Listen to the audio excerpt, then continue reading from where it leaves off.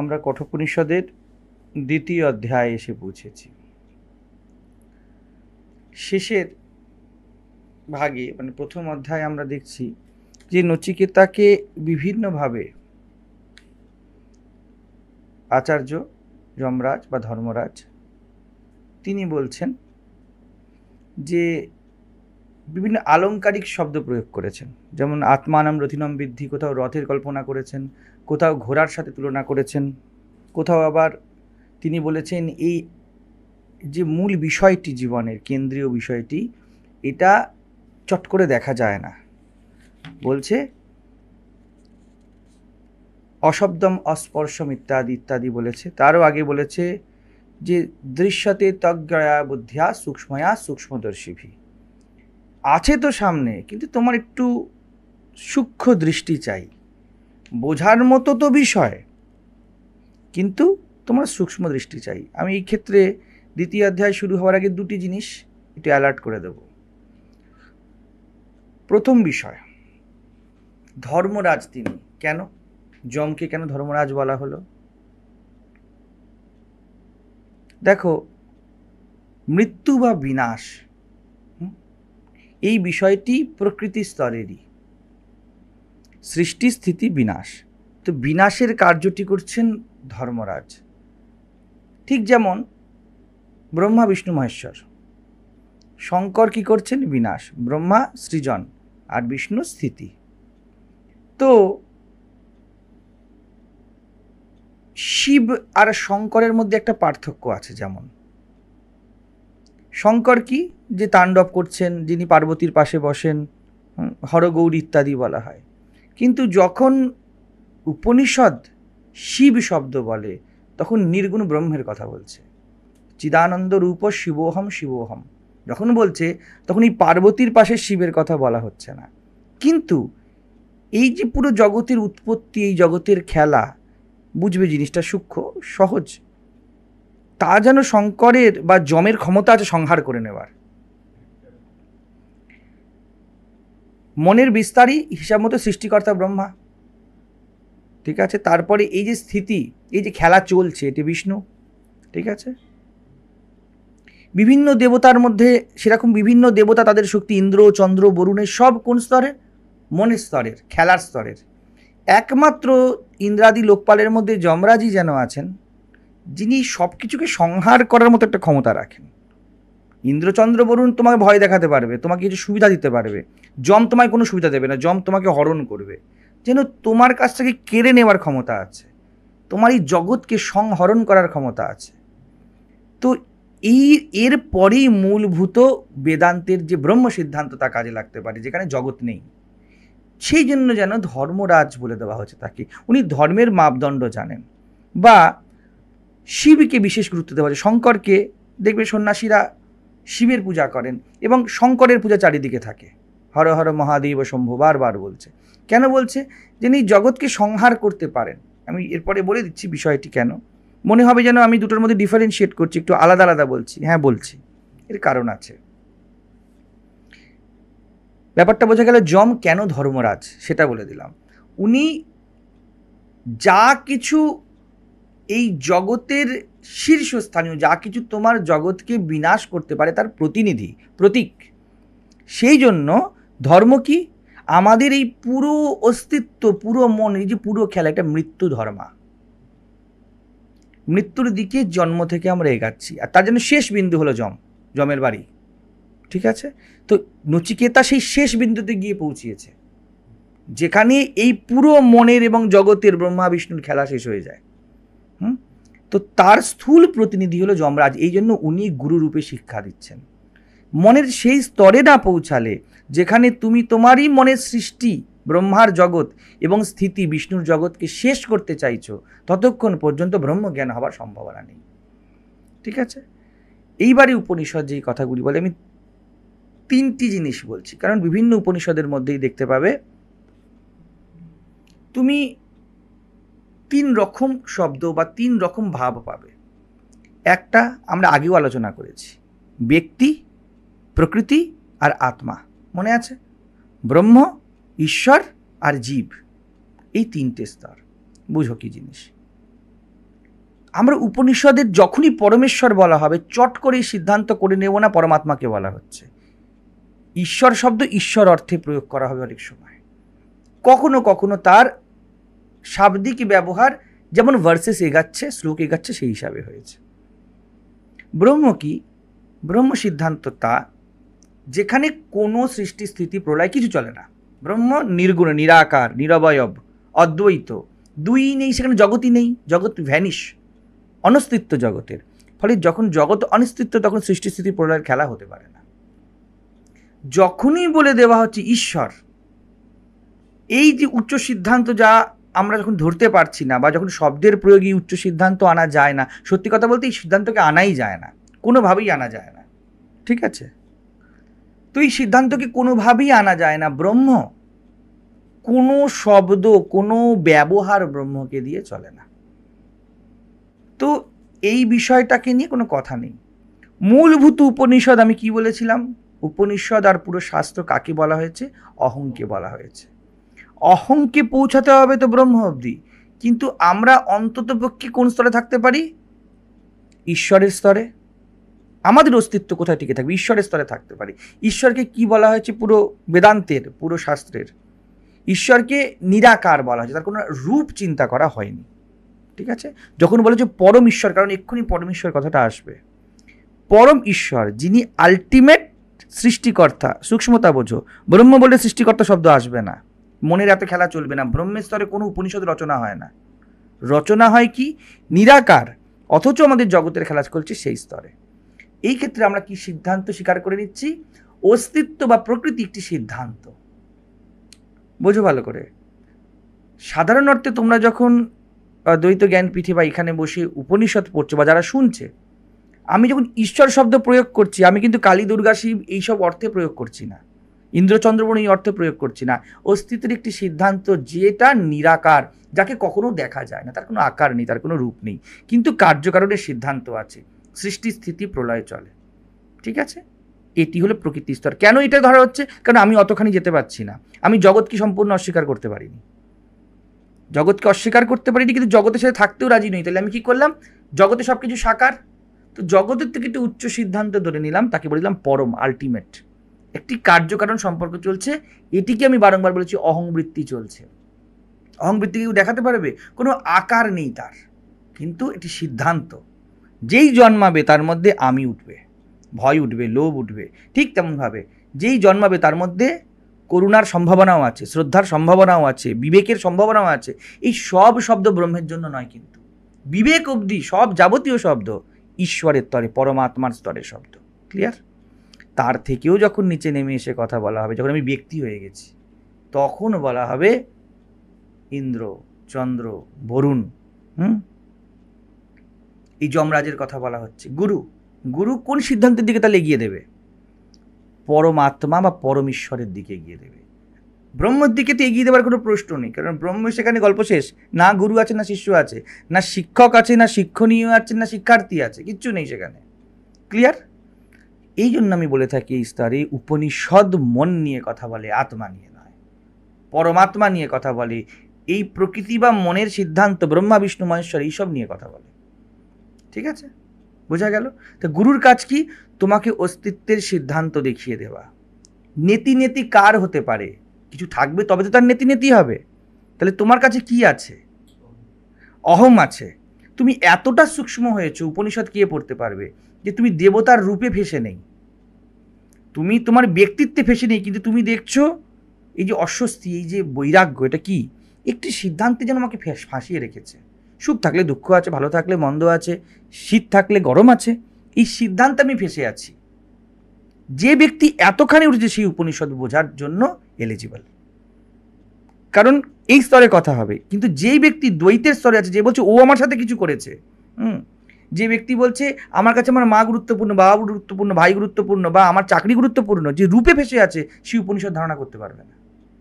এই জন্য মুক্তির ইচ্ছা, এটাকে মূলভূত বলা হয়েছে উপনিষদের।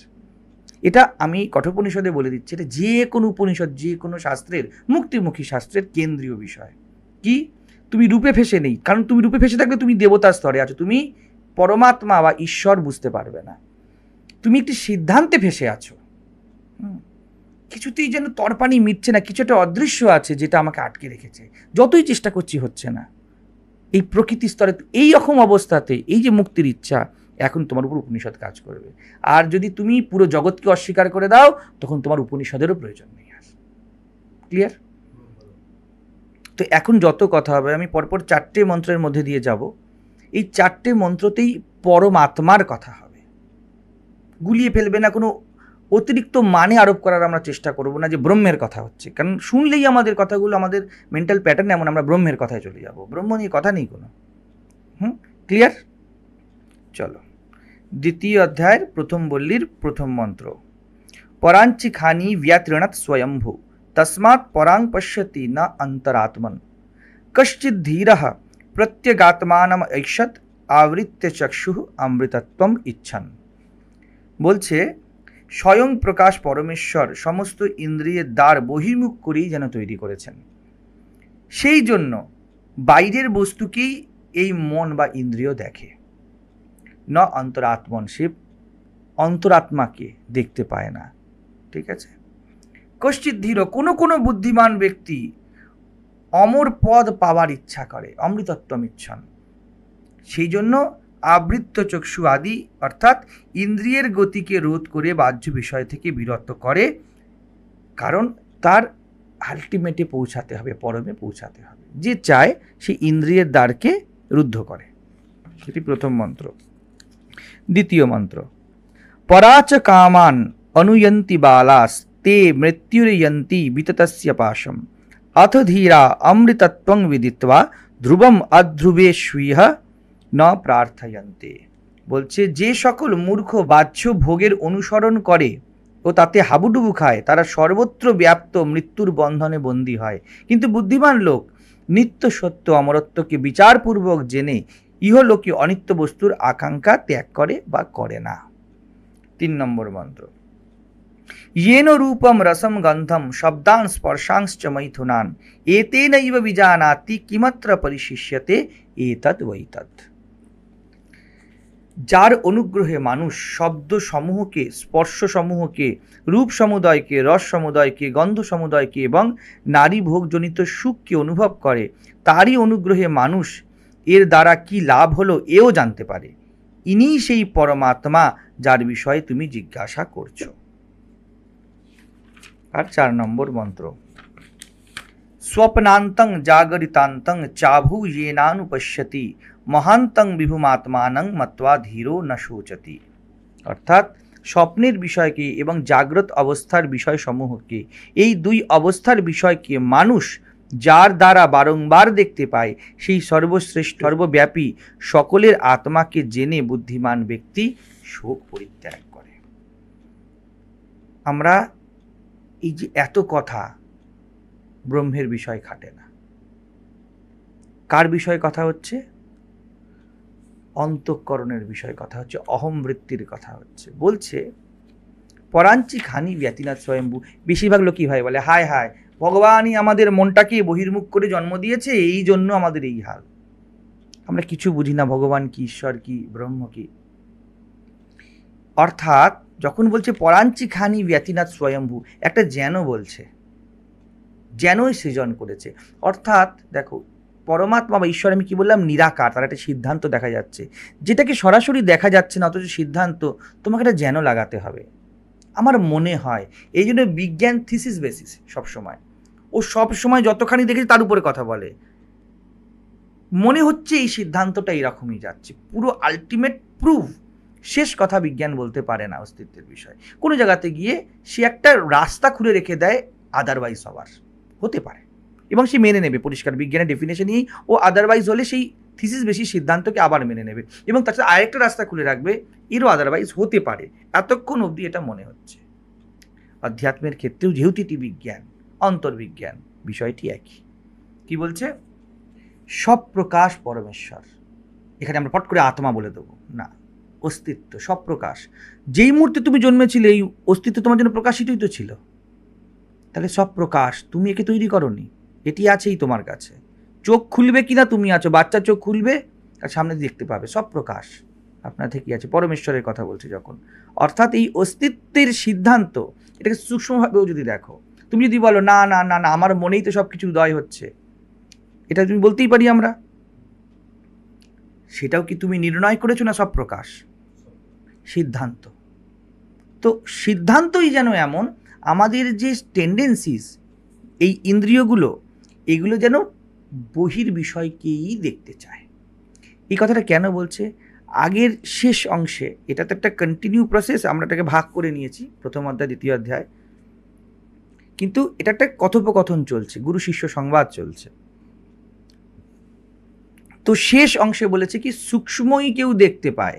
তা প্রশ্ন উঠেছে যে কেন দেখতে পায় না, সূক্ষ্ম দৃষ্টিই কেন চাই? তার উত্তরে যমরাজ বা আচার্য বলছে কারণ এই প্রকৃতির বা ঈশ্বরের সিদ্ধান্তই এমন, এটার মধ্যে এটাকে কি বলা হবে, এক কথায় ব্যক্তির ক্ষেত্রে প্রারব্ধ। তুমি প্রারব্ধে মানবদেহ পেয়েছো, তার জন্যই উপনিষদ পড়ছো, সেই একই প্রারব্ধ, সেই একই ঈশ্বর বা প্রকৃতির কারণে তুমি এমন মনও পেয়েছো যে সামনের জিনিসটা বুঝতে পায়, নিজের দিকে দেখতে চায় না, টেন্ডেন্সি নেই এর মধ্যে কোনো। এটা একটা ব্যবস্থা, আমি আগের দিন বলছিলাম প্রকৃতিতে ব্যবস্থা চলে, প্রকৃতিতে উঁচু নিচু ভালো মন্দ ঠিক ভুল চলে না, প্রকৃতিতে সিস্টেম চলে। সাপ আর ব্যাঙ একে অপরের দিকে দেখি ফুঁসছে, এর মধ্যে ভালো মন্দ ঠিক ভুল নেই, এটা ব্যবস্থা, ঠিক আছে? তো বলছে পরাঞ্চিখানি বহির্মুখ করে তৈরি করেছে, এটাকে বেশি বলার কোনো প্রয়োজন নেই, আমরা দেখতেই পাই। কাকে দেখতে পাচ্ছে না বলছে না, অন্তরাত্মা, অন্তরাত্মাকে দেখতে পায়নি। এবার এই অন্তরাত্মার সিদ্ধান্ত হয়ে নেবো আত্মা, আত্মা আজ্ঞে নয়, নিজেকে অহংকে দেখতে পারে না। অন্তরে যে আত্মা আছে, অর্থাৎ আমাদের যে অন্তঃকরণ গঠিত হয়েছে যে অহং বৃত্তি দিয়ে, এই যে আমাদের যে সূক্ষ্ম দেহ যাকে মন বলা হয়, মন বুদ্ধি চিত্ত অহংকার, এই জিনিসটি তৈরি হয়েছে এমন, বিষয়টি সূক্ষ্ম, এরকম হাতের মতো স্থূল নয়, কিন্তু জিনিসটি সূক্ষ্ম, আর এর টেন্ডেন্সি বাইরের দিকে দেখা, এ নিজেকে দেখতে চায় না, কোনো আত্মা ভগবান ঈশ্বর ব্রহ্মের কথা বলছে না। এই জন্যই যেন বেদান্ত বড় প্র্যাকটিক্যাল, পরিষ্কার কথা পরিষ্কারভাবে, তুমি ও কি ভুল করলো দেখতে পারবে, তুমি তার মধ্যে তোমারও কতখানি পিন মারা আছে, যোগদান আছে, তুমি দেখতে চাইবে না। তুমি 10 জন বিষয় আলোচনা করে নেবে, তোমার বিষয় আলোচনা আসলে তুমি আস্তে আস্তে বলবে চল না খেতে যাই, এর জন্য কোনো চিন্তা করতে হবে না, তোমার সিস্টেমই এমন। এটি নচিকেতাকে আচার্য বলছেন, দেখো আমাদের সিস্টেমটাই এমন। কি উত্তর ছিল, কেন সূক্ষ্মদর্শীরাই দেখবে, এর সাথে এটাও ঠিক হয়ে গেল। তাহলে সূক্ষ্মদর্শিতা কি, যে অন্তরাত্মনকে দেখতে পায়, যে নিজেকে পরিষ্কারভাবে বিচারের মাপদণ্ডে দাঁড় করাতে পারে, তারই নাম বেদান্ত মতে সূক্ষ্মদর্শী।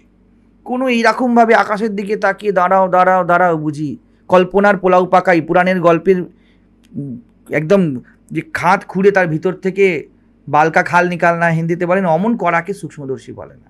সহজ জিনিস, নিজের দুর্গতিতে নিজের যোগদানটা দেখো, এই ব্যক্তি সূক্ষ্মদর্শী।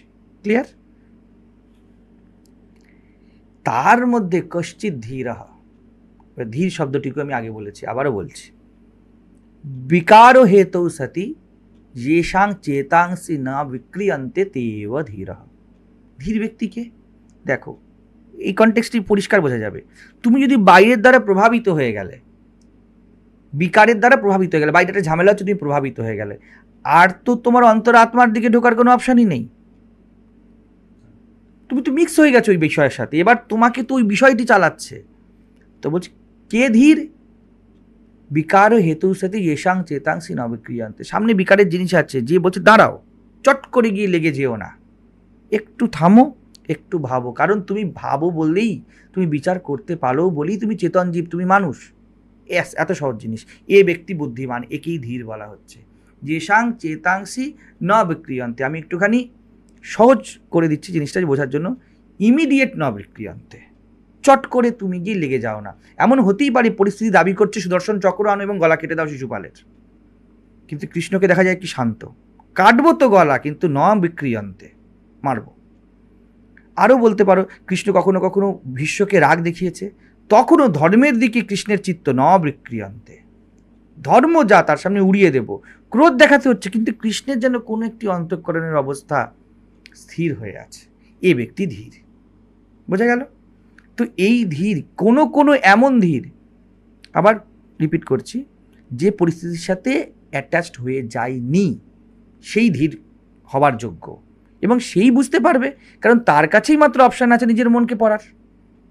যে সিচুয়েশন আন্ডার চলে গেলে তার কাছে অপশানই রইল না। ধীর ব্যক্তির কাছেই অপশান আছে, তুমি এখন সিচুয়েশনে রিয়াক্ট করবে না আনটাচ থাকবে। সে আবৃত্য চক্ষু অমৃতত্বম ইচ্ছন। যদি তুমি সেই ব্রহ্ম অব্দি পৌঁছাতে চাও, তুমি যদি এই জগতের মিথ্যাত্বকে পরিষ্কারভাবে দেখতে চাও, তাহলে একটা কাজ করো। বোঝো, বাইরে যাওয়ার কারণেই হলো আমাদের এই পঞ্চ ইন্দ্রিয়ের কোনো সুখ বা দুঃখ দেয় বিষয়টি, আমি দুটোই বলছি, সুখ বা দুঃখ দেয়।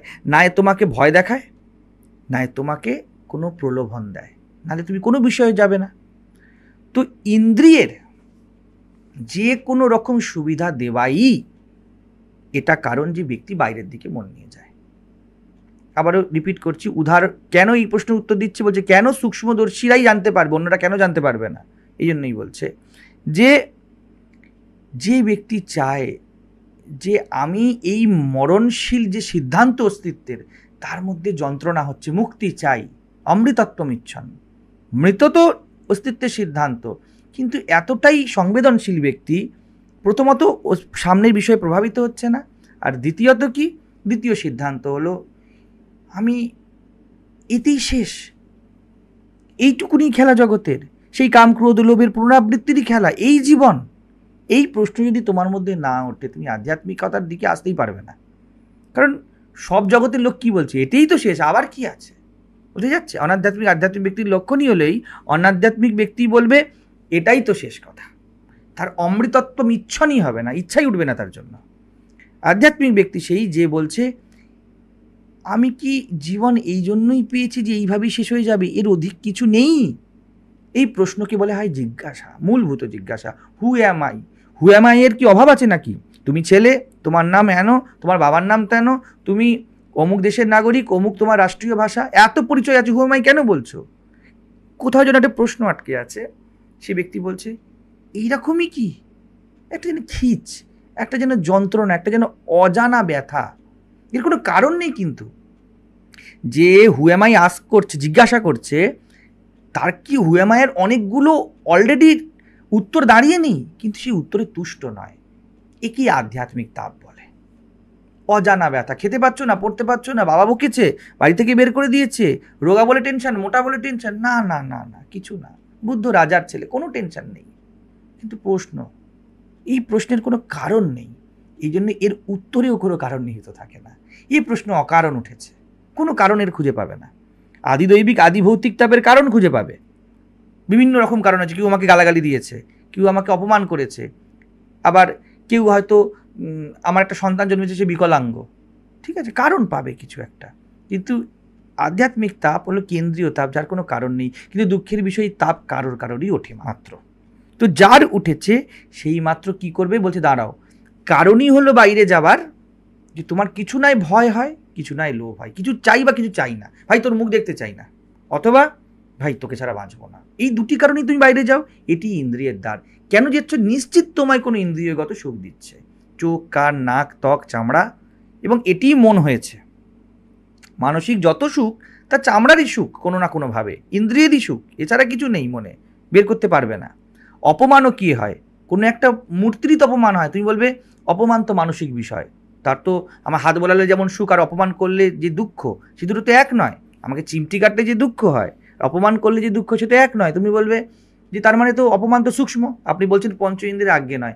অপমান তো কোনো একটা ছবিরই হয়, এবং সেই ছবি কোনো না কোনো ভৌতিক জিনিসের সাথেই যুক্ত। আমি এত বড় অফিসার, আমাকে অপমান করে দিল, দাদাকে বকে না, মা আমাকেই বকলো, কোত্থেকে এলো? তোমার শারীরিক ছবি থেকেই এই মানসিক অপমান ডিরাইভড হলো। তো ভৌতিক ছাড়া মনে কিছু থাকে না। বলছে যারা এর মধ্যে না ফাঁসতে চায়, কোথাও যেন একটা খিচ আছে নচিকেতা, সে মাত্র সূক্ষ্মদর্শী। এক, প্রভাবিত হয়ে গেলে তো গেলই গল্প শেষ হয়ে, যে একটু দাঁড়াতে শিখেছে, ইমিডিয়েট অ্যাক্ট নয়, যে কিছু হলে ইমিডিয়েট অ্যাক্ট করে। জগতে যত ভুল ইমিডিয়েট অ্যাক্ট থেকে জন্মায়। যে দাঁড়িয়েছে, যে ভেবেছে, এবং যার কাছে চেতনা আছে, সে তার অন্তঃকরণকে তুমি কিনেও নিতে পারবে না, বেচতেও পারবে না, সে অ্যাক্ট করবে, অনেক কিছু করবে। তো বলে দিল, যে এমন ইচ্ছা করে, যার ওই খিচ মেটাতে হবে, এক কথায় যে মুমুক্ষু, যার এই সিদ্ধান্ত থেকেই মুক্তি চাই, এই অস্তিত্বের সিদ্ধান্ত থেকেই, না না আমি পোষাচ্ছে না এই সিদ্ধান্ত, অথচ অতিক্রম করতে পারছি না মনে করে ক্রাইটেরিয়া, সে ব্যক্তি অমৃতত্বমিচ্ছন চেষ্টা করবে, সেই মাত্র পারবে এই প্রকৃতির অস্তিত্বের সিদ্ধান্তে নিজের স্বভাবকে জানতে। এবং ওই স্বভাব নিয়ে একটি কথাও এই মন্ত্রে নেই। কেউ যদি কখনোও বলে যে এখানে পরমাত্মার কথা বলা হয়েছে, আত্মা ব্রহ্ম, একদম ডিনাই করে দেবে, একদম বলা হয়নি। আমি তো বলি উপনিষদের 90% বেশি অংশে কোথাও আত্মার কথা বলা হয়নি, কোথাও বলা হয়নি, মন নিয়ে কথা বলা হয়েছে। আর আমরা ঈশ্বর মানি ধরে নিচ্ছি কি কালী, দুর্গা, শিব, লক্ষ্মী, এগুলি না। এই যে সূক্ষ্ম কথা হলো, যাকে নিয়ে কথা তো বলা যাচ্ছে, তার মানে আকার আছে, ঠিক আছে, কিন্তু যা চোখে দেখা যায় না, ধীরতাকে চোখে দেখা যায় না, অমৃতত্বের ইচ্ছাকে চোখে দেখা যায় না, ইন্দ্রিয়ের বহির্মুখীনতা বৃত্তিকে চোখে দেখা যায় না, বৃত্তিকে তো চোখে দেখা যায় না, জাস্ট একটা নিরাকার নিরবয়ব, অথচ তার এফেক্ট দেখা যাচ্ছে। ঈশ্বরও তাই, যিনি নিরাকার অথচ তার গুণ বা প্রকাশকে দেখা যাচ্ছে, ঠিক আছে।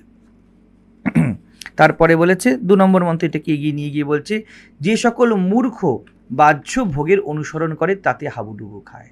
একটু আগে আমি এটা বলে দিলাম যে যারা মিশেই গেল তারা কি খাবে? হাবুডুবু খাবে। হাবুডুবু খাওয়া ব্যক্তি আর কি সিদ্ধান্ত নেবে জলে নামবো কি নামবো না? সে তো হাবুডুবু খাচ্ছে, মানে জলে নেমেই গেছে, তার দ্বারা আর কিছু করা সম্ভব হবে না। এই জন্য বলা হয়, বলেও থাকি যে জীবনে বড় বড় সিদ্ধান্ত অচেতন হয়ে নেওয়া থেকে বাঁচো, এরপরে হাবুডুবু খেতে হবে। ওইটা সাঁতার শেখার সময় নয়। যে দাঁড়িয়ে ভাববে দাঁড়াও, আমি যে এই যে 5 কিলোমিটার বড় নদীটাকে পার করার কথা ভাবছি, আমার স্থিতি কি আছে, পরিষ্কার পরিষ্কার। উপনিষদ কোনো আকাশ কুসুম কথা নয়। আমার স্থিতি কি আছে, হাতের জোর আছে, আমি 5 কিলোমিটার হাঁটতে পারি ভালো করে, শ্বাস ফুলে ওঠে না তো নদী পার করবো কি করে? সেই ব্যক্তি হাবুডুবু খাওয়ার আগে যে ভেবে নিল, সে বেঁচে গেল। যে বলে চল না ভাই আজকে জলকেলি হবে, খুব মজা হবে, আরে টায়ার আছে, টিউব আছে, জলে কুমিরও আছে, কে জানে কি নেই, কি সিচুয়েশন হবে, তুমি জল বিষয়ে কোনো ধারণা আছে তোমার? এই আমার সহজ বিষয়। যে নেই সে হাবুডুবু খাবে, যে বাহ্য ভোগের অনুসরণ করে, অর্থাৎ অবিবেকপূর্ণ অনুসরণ করে। ভোগ তো করতেই হবে, একটু বাদে গিয়ে তোমরা চাউমিন খাবে।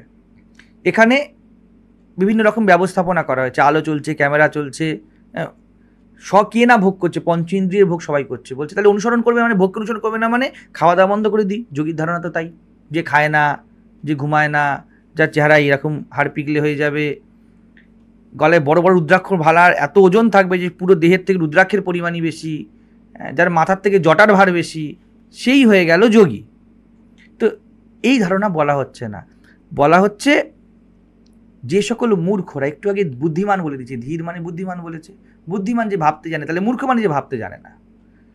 বুদ্ধিমান ব্যক্তিকে যে জেনে বুঝে হাত দেয় পরিষ্কারভাবে, যাকে এক কথায় যদি চলতি ভাষায় বলি, বড্ড চালাক লোক, চট করে হাত দেবে না।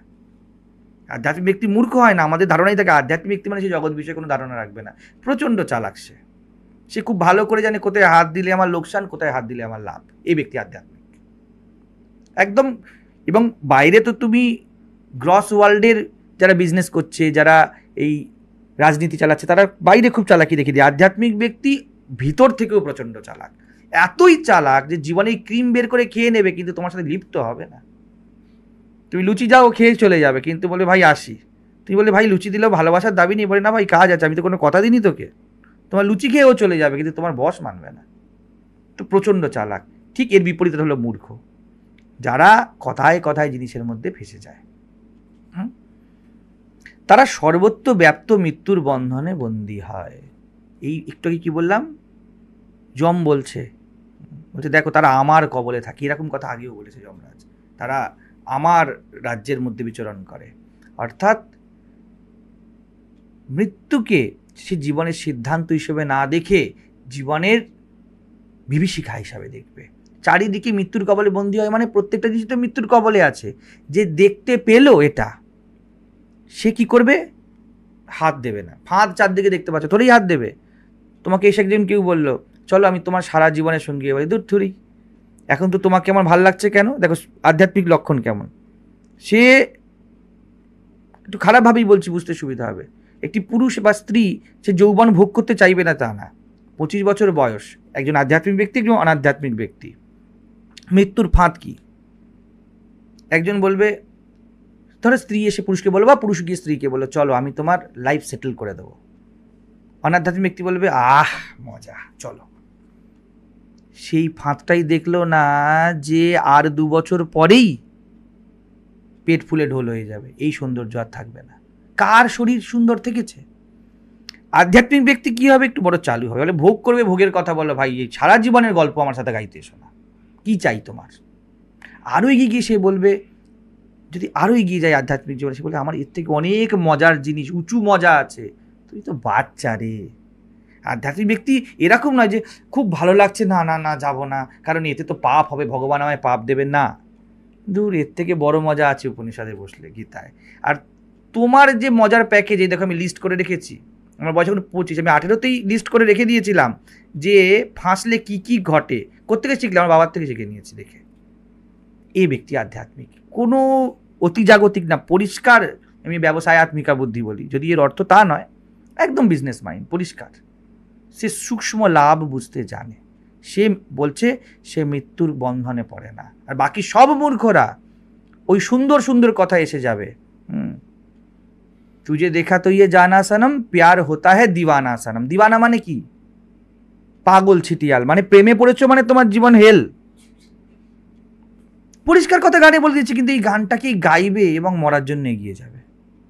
আরে ভাই, তোর এত যদি ভাল লাগে, শরীর চাই না, চলো একটু মস্তি হলো, ঘোরা হলো, জয়রামজি কি ভাই, তা তো বললে না।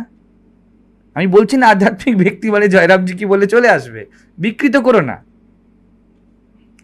অর্থাৎ তার জায়গাটাই ওইখানে। এটা জয়রামজি কির জিনিস, এর বেশি কিছু নেই। আর তুমি বললে ক্যাসা হিয়ে বন্ধন অনজানা, একই বন্ধন, তাতে আবার অজানা বন্ধন, কি যন্ত্রণা।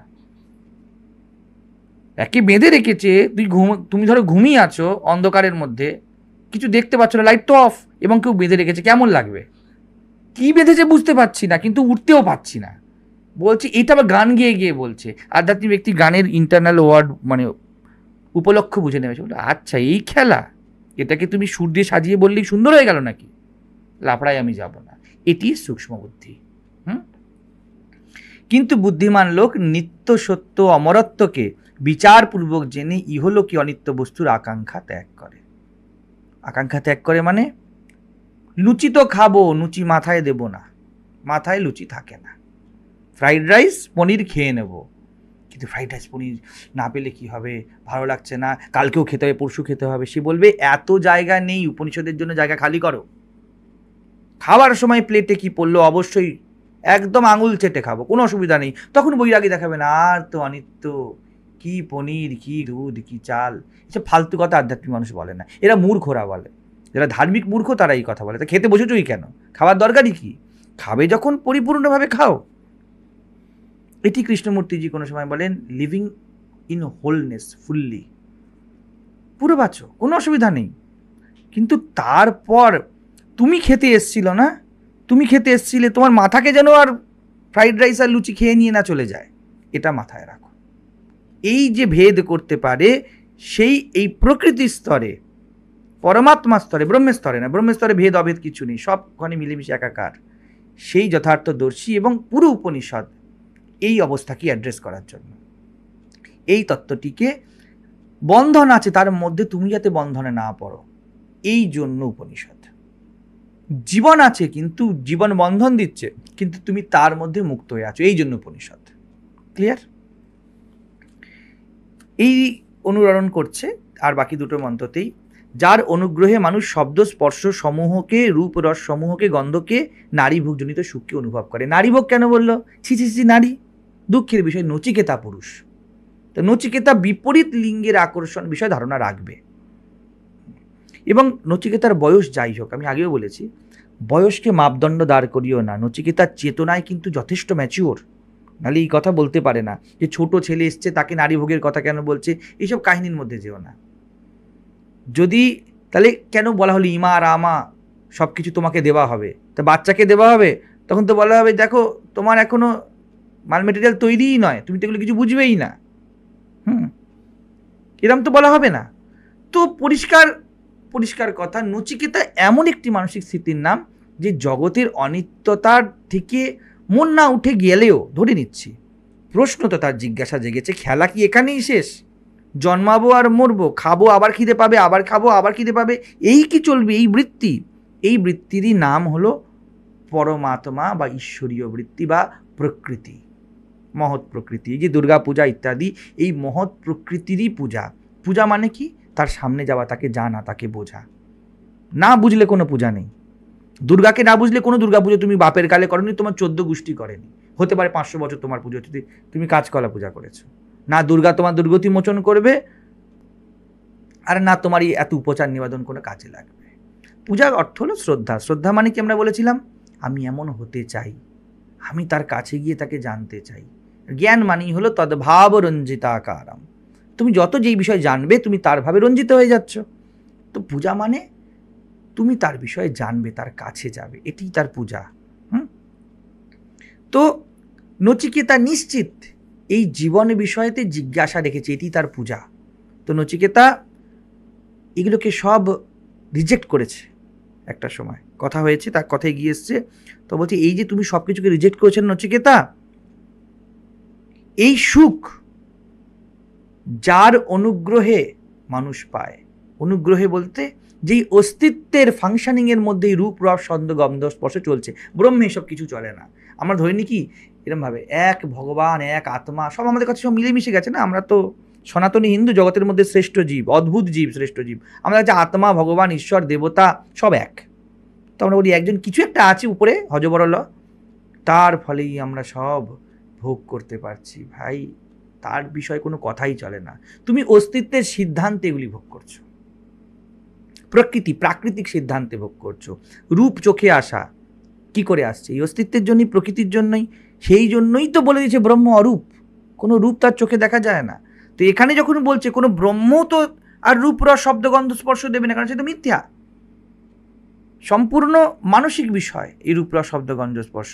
তো যমরাজ বলছেন, আচার্য বলছেন যে যেই মনের প্রভাবে এই সব দৃষ্ট হয়, যেই পুরুষ অভিমানী মনের প্রভাবে স্ত্রীকে ভোগ্য মনে হয়, ক্লিয়ার, এবং যেই মনি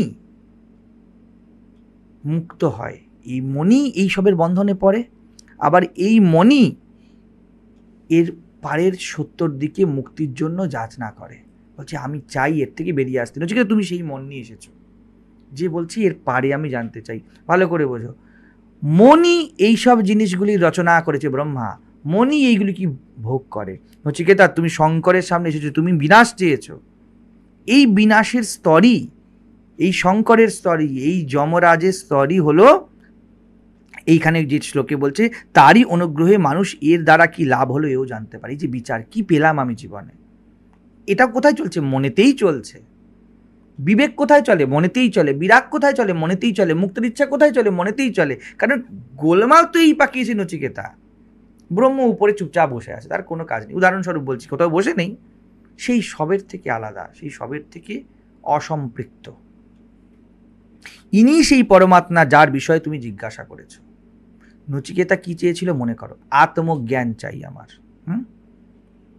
তা আত্মজ্ঞান মানে যদি ব্রহ্মজ্ঞান হলো, বললো তো প্রকৃতির কথা, ধরা যাচ্ছে, কানেক্ট করা যাচ্ছে।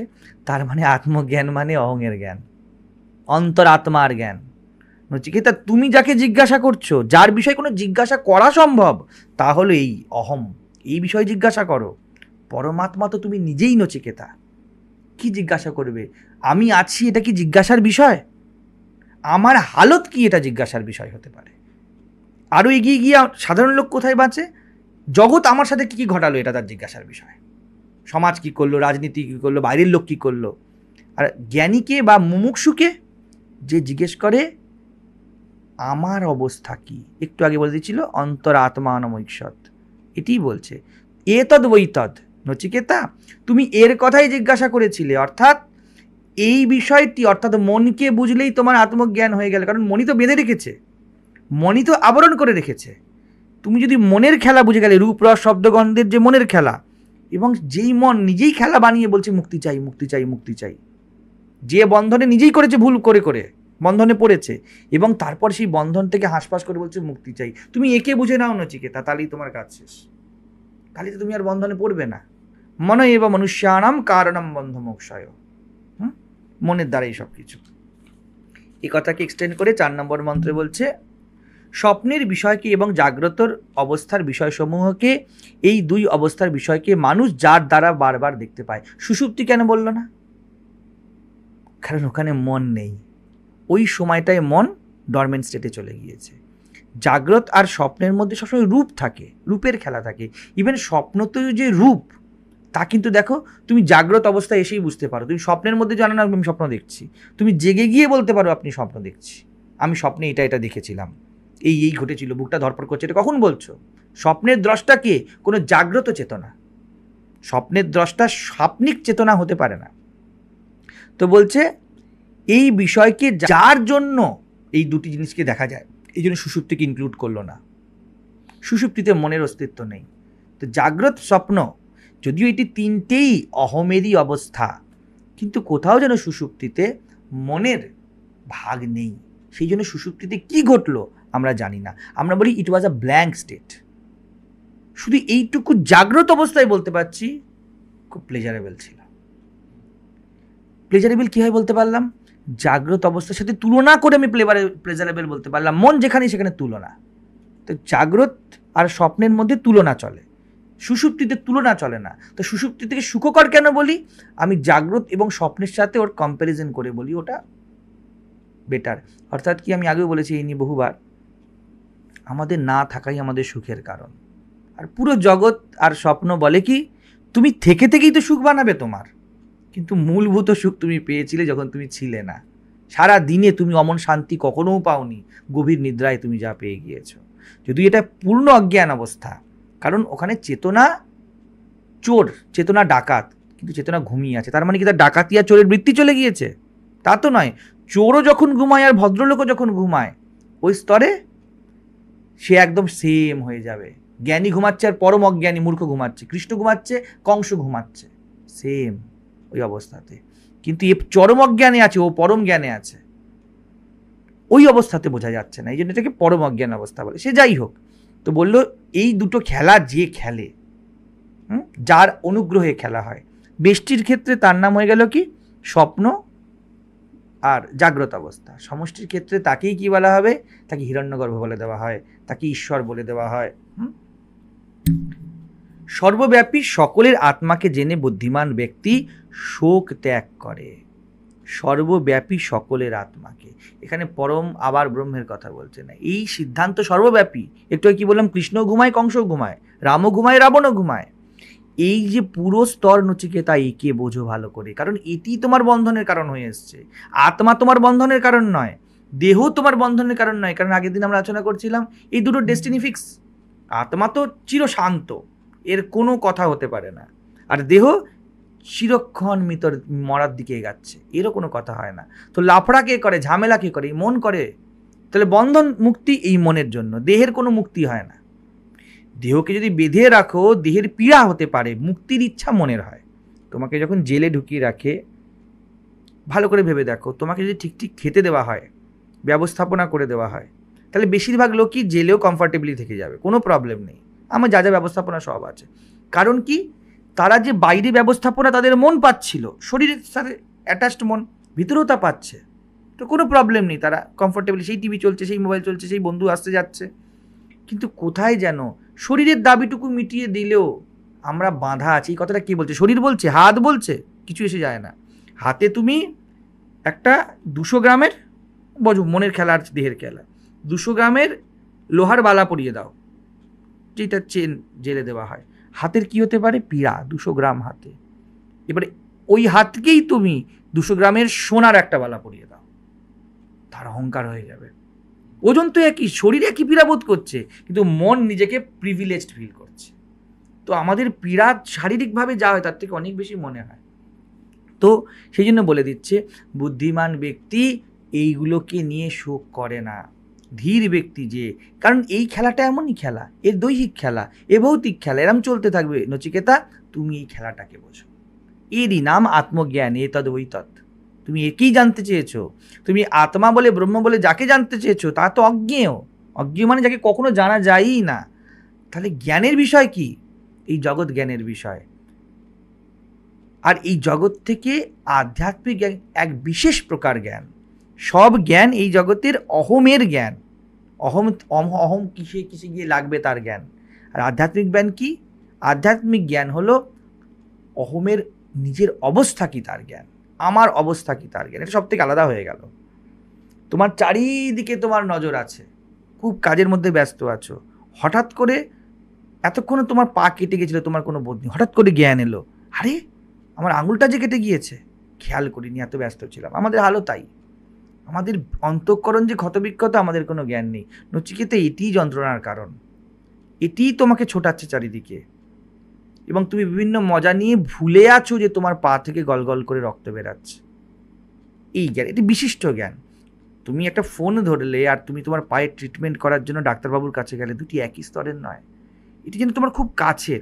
ফোনটা ভেঙে গেলে তুমি দুদিন থাকতে পারো, কিন্তু পায়ের আঙুলটা কেটে গেলে তোমার যেন নিজের কিছু চলে গেল। উদাহরণ বলছি এটা, যদি দুটোও ভৌতিক জিনিস, কিন্তু এটা যেন নিজের জ্ঞান। তো আধ্যাত্মিক জ্ঞানই যখন আসে, তখন ব্যক্তি শোক করে না, কারণ সে জানে কেন্দ্রেতে এক সিদ্ধান্ত চলছে। এই সিদ্ধান্তকে কেউ জানে না বলে এত শোক হয়। শোক কিসের থেকে হয়? মোহ থেকে। মোহ কিস থেকে হয়? অজ্ঞান থেকে। অজ্ঞান মানে কি? আমার মনে হচ্ছে ও আমার সাথে সারা জীবন থাকবে, আমি অস্তিত্বের সিদ্ধান্তটাকে ইগনোর করে দিয়েছি, অর্থাৎ পরমাত্মাকে দেখছি না। আমরা যে বলি না, জগতে মোহ কেন হয়? কারণ আমরা ভগবানেতে মন রাখিনি, অর্থাৎ আমরা অস্তিত্বের সিদ্ধান্তকে দেখে নিইনি, যে কোনো জিনিসই বেশিক্ষণ থাকে না। এই জন্যই বলে মন না লাগায় যোগী। ভুক লাগা হ্যাঁ তো জিভ লাগাও, হাত লাগাও, মন না লাগায়। কাপড় চাই, লজ্জা লাগছে তো তন লাগাও, বাট মন না লাগায়। এই হলো ভগবানে মন না দেওয়া। এবার বুঝতে পারছো যে সাধারণ অর্থে যেই কথাগুলো বলা হয় তার থেকে কত ভিন্ন উপনিষদ, এবং ওই কথাগুলোকে আমরা কোন স্তরে নামিয়ে এনেছি। আমরা খুব সহজে বলে দিই ভগবানে মন থাকলে শোক মোহ সব চলে যায়। মানেটা কি? একটি ইউনিভার্সাল সিদ্ধান্ত বুঝে গেলে তুমি আর কি চিপকে যাও না, তুমি জানো তা যাবে। একেই বলে ধীর। দেখো, এই জিনিসটা সম্পূর্ণ ব্যক্তিগত, সাবজেক্টিভ, একটা পুরুষাকার দাবি করে, একটা নিজস্ব সিদ্ধান্ত দাবি করে, একটা ম্যানলিনেস দাবি করে।